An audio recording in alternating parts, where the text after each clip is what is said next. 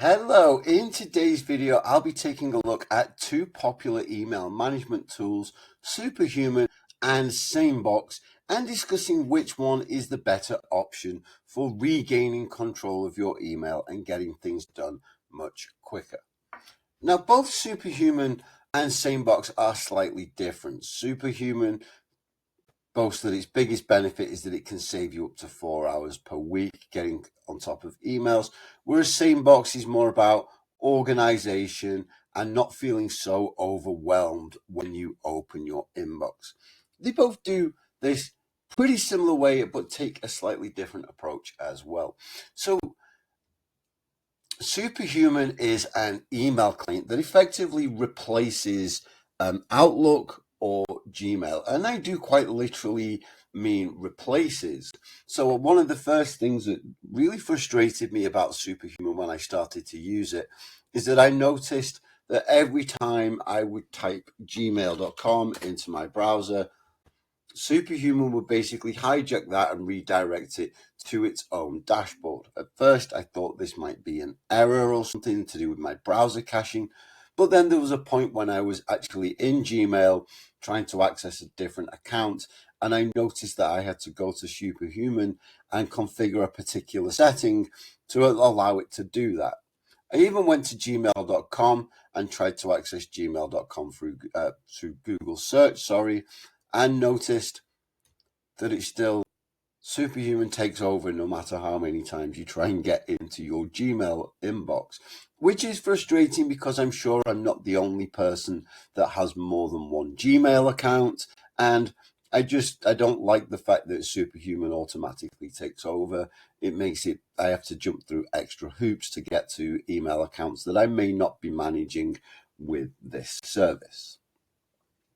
The good news is that once you do land on Superhuman and you're ready to start using it to manage email, the actual interface is very clean and quite minimalist.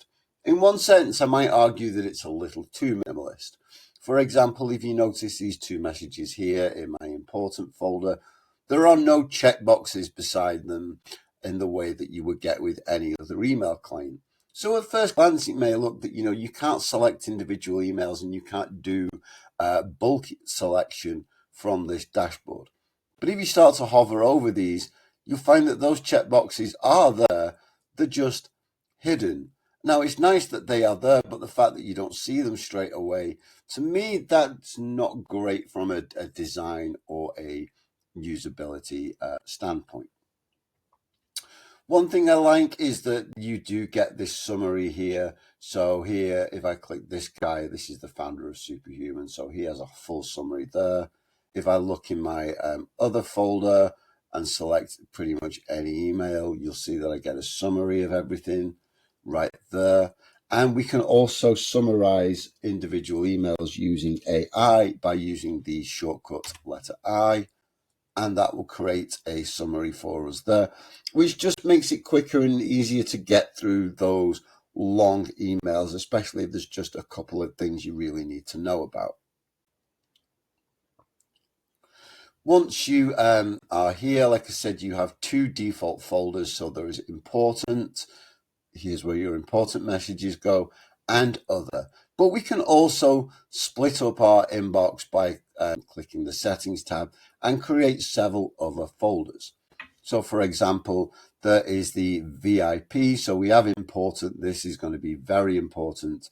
So here we will put the contact emails from people who, when they send us a message, their emails take priority over absolutely everything else, and they go in the VIP folder. We can also have, shared. We can set this one Teams so that all emails from, say, our own company's domain name come into the Teams folder to help us quickly respond to our colleagues. Calendar invitations and news can go into their own folders. And you can also create other custom folders as well if you like. Elsewhere, when we do click in our emails, we can quickly respond, reply, and manage them using a series of shortcodes. So I already showed you the shortcode for creating an email summary, which is I. We can mark our emails as done by clicking E. We can reply by clicking enter, or we can click H to set a reminder. Now, to be honest, I don't find that H is necessarily the most intuitive shortcut for a reminder. It stands for hours, but it may have been, much easier to remember if it wasn't H. Either way, once you get here, you can set a reminder for tomorrow, next week, or any time that you like, even if it's just someday in the future. And even though not all of these shortcuts are easy to remember, if we click Control and K, we can bring up the Superhuman Command Center where we can carry out actions by clicking on them or simply refresh our memories as to which shortcuts we need to use. So that's Superhuman. Now let's take a look at SaneBox. SaneBox, like Superhuman, has its own dashboard. It isn't quite as clean and minimalist, but it is obviously very well organized. It immediately makes sense where you need to click and what you need to do. But the thing I like best is that you don't have to use this dashboard at all because SaneBox works directly within the email platform that you're already familiar with. So I use this a lot for, like I say, for Gmail. And what SaneBox does when you first connect it is it creates a series of folders which it then begins to organize your messages into. So we have the Sane black hole folder, which is basically spam and trash. Stuff that goes in there will eventually be trashed. We have the Sane later folder, which is for those emails when you know that you're going to want to deal with something later down the line, but not right now. You can chill that, snooze it for later, and have it return to the inbox when you're ready to deal with it. Likewise, we have Sane news, Sane month, Same next week, and Same tomorrow are essentially variations on the Sane later, and the replies and receipts kind of speak for themselves, as does the news one. Now, what I like about this is that it's very hands-off. Superhuman, although it aims to make things quicker, still requires a lot of manual control. There's still a lot you have to do.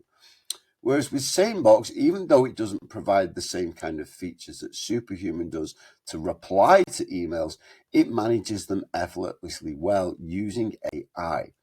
Basically, AI organizes which emails should go into which folder, and if it doesn't get it right all the time, you simply drag emails from one folder to another, and as you do so, you're effectively training SaneBox to learn where these emails should go.